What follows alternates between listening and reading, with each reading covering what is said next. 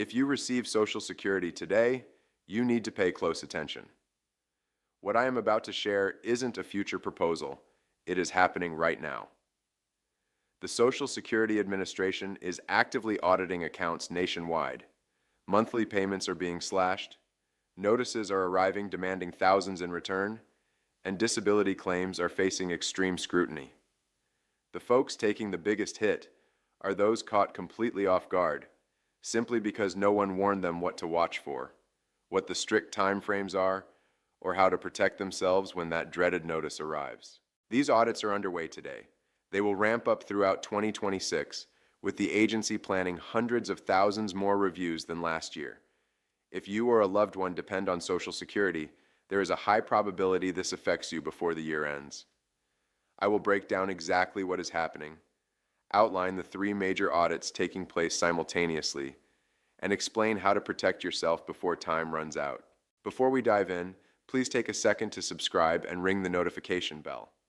I know everyone asks that, but let me explain why it is crucial here. Social Security regulations constantly shift, and when they do, the agency doesn't call to warn you. They don't mail you a guide explaining your choices. They just alter the rules and assume you are keeping up. Subscribers to this channel discover these shifts before they become a crisis. Those who aren't usually find out way too late, after the notice arrives, after their income is slashed, and after the window to fight back has closed. That is the reality. So please subscribe, turn on alerts, and let's discuss what is taking place right now. First up is the massive wave of overpayment collections. Recently, the agency has mailed notices to hundreds of thousands of people, claiming they received too much money, sometimes months ago, other times years in the past, and demanding it all back. These letters bluntly state you owe them $8,000 or $14,000, giving you just 30 days to pay. If you miss that deadline, the agency starts taking funds directly out of your upcoming checks until the balance clears. Here is the truly scary part. Under the Biden administration, the most they could deduct from your monthly payment was 10%. If your check was $1,500, they withheld $150. Painful, but survivable. In March of 2025, the rules shifted. The new leadership raised that penalty to 100%, meaning they could seize your entire check until the debt was paid. Following massive public outcry, they dialed it back. Since April 2025, that maximum penalty sits at 50%. So for that same $1,500 check, they can instantly take $750 every single month. That is our new reality. The maddening part is that a huge chunk of these errors are absolutely not the recipient's fault. The agency's own watchdog found that in 2022 alone, 73,000 cases happened because of the government's own math mistakes. Not fraud, not lies. The systems just messed up the numbers. Yet, the person opening that letter is forced to foot the bill. A 71-year-old retiree finds out the agency miscalculated his payments between 2022 and 2024, and suddenly he owes 14 grand. He did nothing wrong. He spent those funds on rent, food, and prescriptions. Now, he has barely a month to find $14,000, or he loses half his income until the debt is satisfied. That exact nightmare is happening to thousands right this second. But what most fail to realize is you do have a defense. If you get one of these demands, you can ask for a waiver. This means asking the government to completely cancel the debt because paying it would ruin you financially, and the mistake wasn't yours. You also have the right to file an appeal if you think their math is wrong. Both steps require submitting a formal written request to your local office before they actually start slashing your check. Once that money starts disappearing, your leverage vanishes.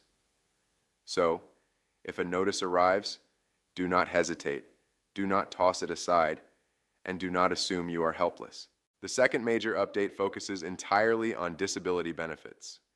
If you have friends or family on SSDI or SSI, make sure they pay close attention to this next part. In March of 2026, The agency announced a massive shift. The federal government is taking direct control over continuing disability reviews, or CDRs. These are the regular health checks used to verify that a recipient still medically qualifies for benefits. Before this, state offices handled these reviews. Now, a centralized federal bureau is running the show, and they intend to process 200,000 more reviews this year than they did last year.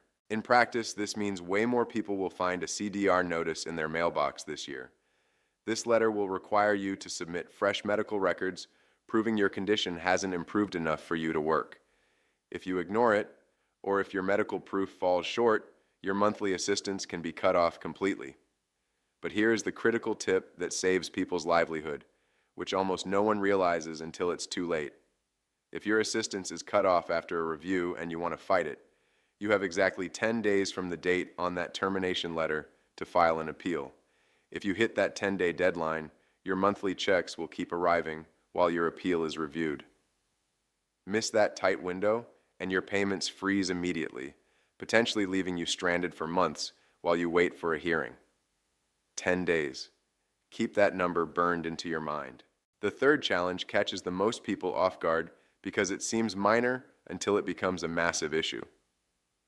The agency maintains a strict list of life events that you are legally obligated to report, yet the majority of beneficiaries have never even seen it. You are required to log these changes within 10 days after the month ends. Not weeks down the road, but within 10 days of the new month. What exactly is on this list?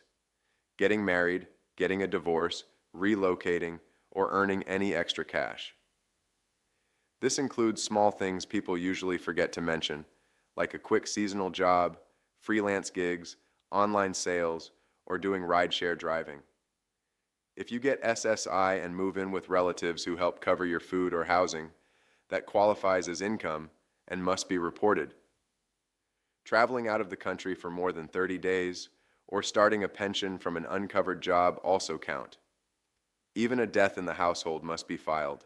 This matters immensely right now because the agency has strictly sharpened its debt collection methods, as we just discussed. If you forget to report a change and they catch it later, they will calculate what you owe all the way back to the start of that change and apply that 50% check deduction.